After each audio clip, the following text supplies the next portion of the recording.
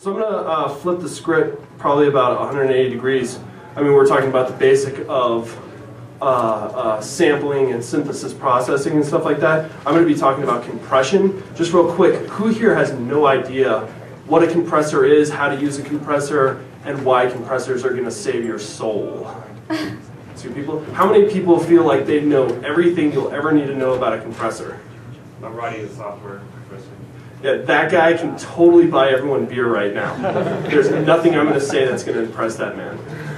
Everybody in the in-between, what I'm going to do is go through a multi-band compressor. It's actually called the multi-band dynamics for a reason I'll get into in a second. I did a little speech on what a compressor was a while back, but I'm going to go through it very, very quickly just so that everyone has a basic understanding of what a compressor is.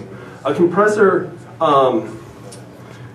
uses a look-ahead function to see what audio is coming down the line.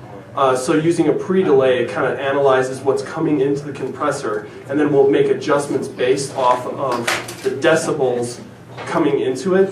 So if you think that your music looks like these valleys and peaks, when you have a peak that goes over 0 decibels, it clips. And so what a compressor does is it looks at a threshold level, which you can actually set anywhere, but let's just say we're at 0 decibels. It sees that coming, and then depending upon your ratio, will clip that. It will just truncate it. So like if you're thinking about getting a whole bunch of gold out of a mountain, you just want to chop the top off that mountain and destroy the environment. That's exactly what a compressor does, only your carbon footprint is way smaller. So yeah, fuck you.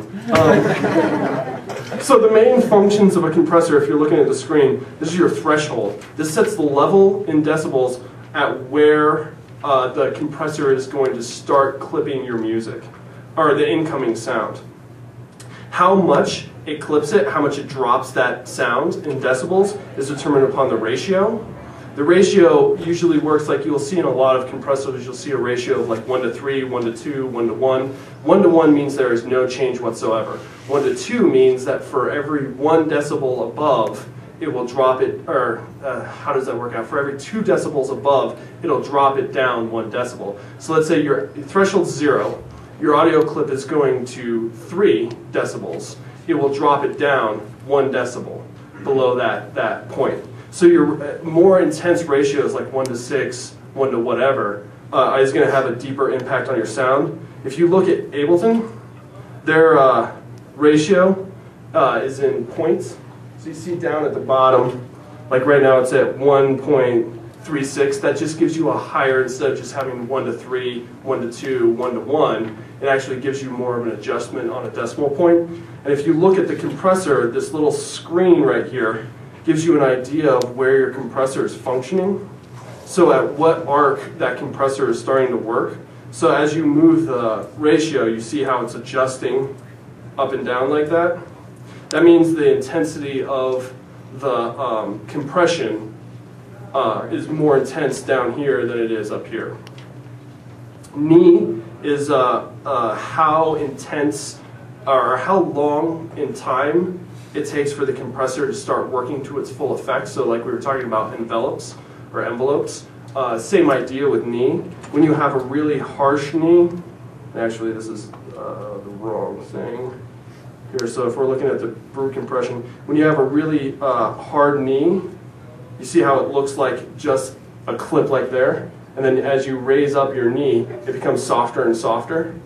I assume it was called knee because it looked like a person's knee. So the harder the knee, the quicker it goes from no effect to absolute effect. So you soften your knee. So if you have a drum hit and your hi-hat is hitting above 0 decibels, but the rest of your drum clip is not clipping, you can assign your compressor to sense that and then drop that hi-hat down.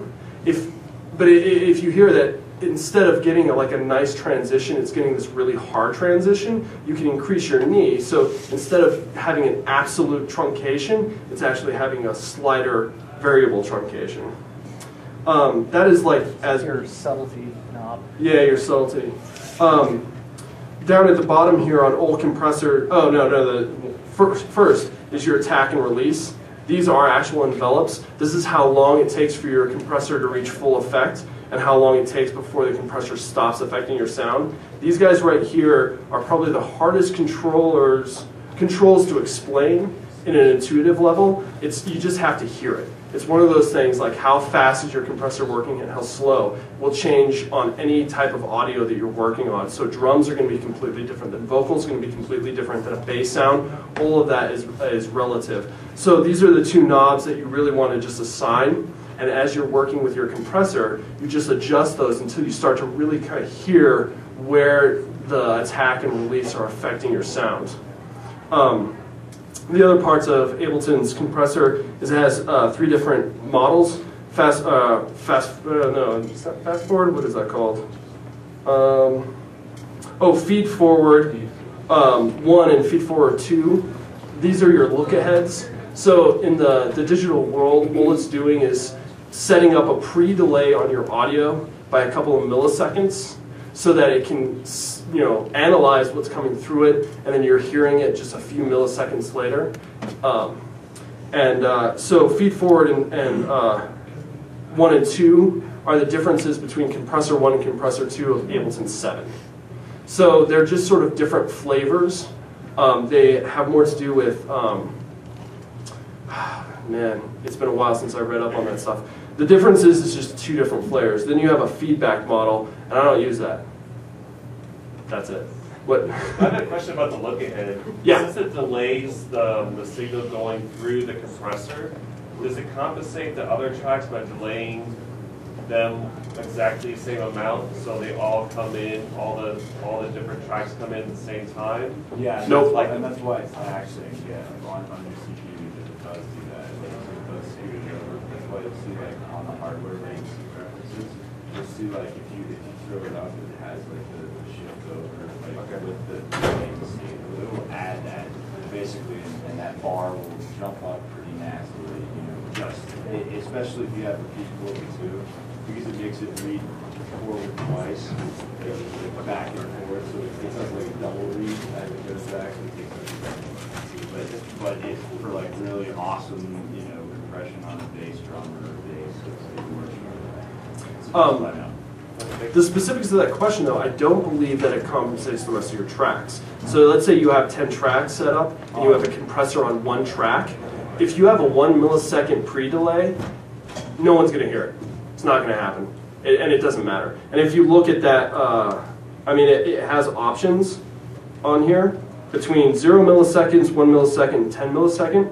So if we're talking about pre-delay, 1 and 0 milliseconds, you're just not going to hear it. It's actually not technically 0 milliseconds. That defies physics.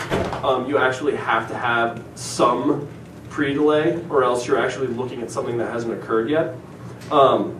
You're just not going to hear it. And I personally would say that 10 milliseconds you're not going to hear either. Human ear can't perceive until 12 milliseconds. Yeah, and that's where you'll get in a lot of blog debates about that, and a lot of people will wankeringly describe why 10 milliseconds is ridiculous and you have to use 1 millisecond. Those people are usually trying to sell you something, and so don't believe them. In the end, I've never heard somebody listening to a track in a car stereo and said, "Man, it really sounds like their compressor's running off of 12 milliseconds." No one's ever said it, and no one ever will. It's just for audio geeks alone, and so the debate in and of itself, I think, is pointless because it doesn't.